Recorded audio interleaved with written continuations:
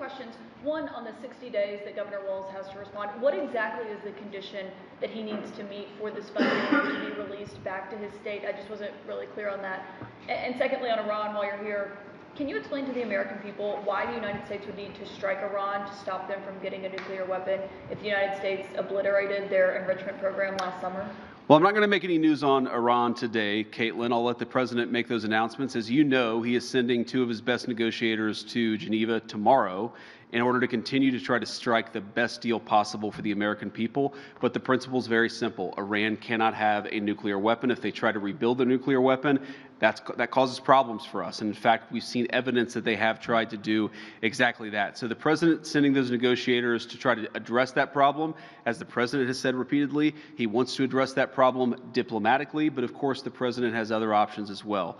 On what we need to see from Governor Walz, I'll say something about that briefly and then turn it over to Dr. Oz.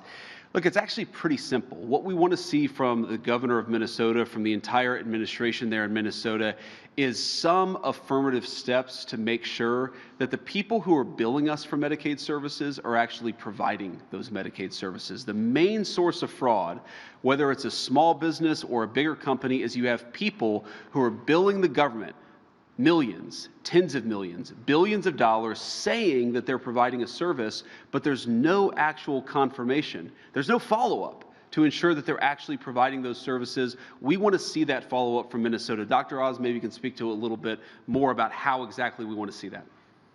Let me combine both these questions. So on December the 7th, we sent a letter to Governor Walz asking for a corrective action plan, which is a mechanism for us to extract from the state what they think they can do to fix the problems. The answer we got back at the end of the month, which is what the deadline was inadequate.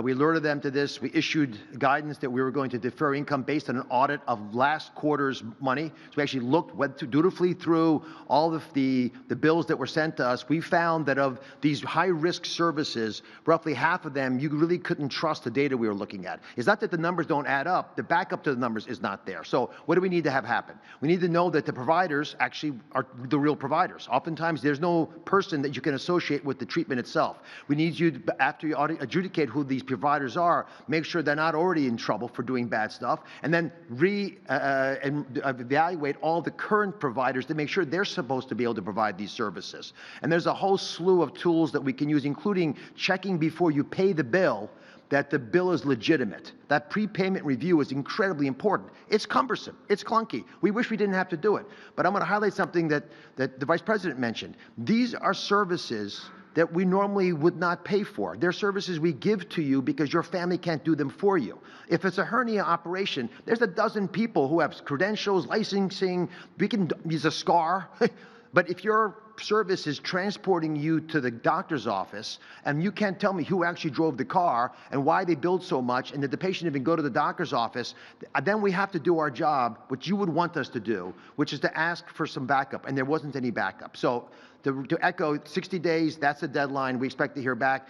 We've been following the rules meticulously to do this correctly, which is one of the reasons we're optimistic will be effective in Minnesota. Great.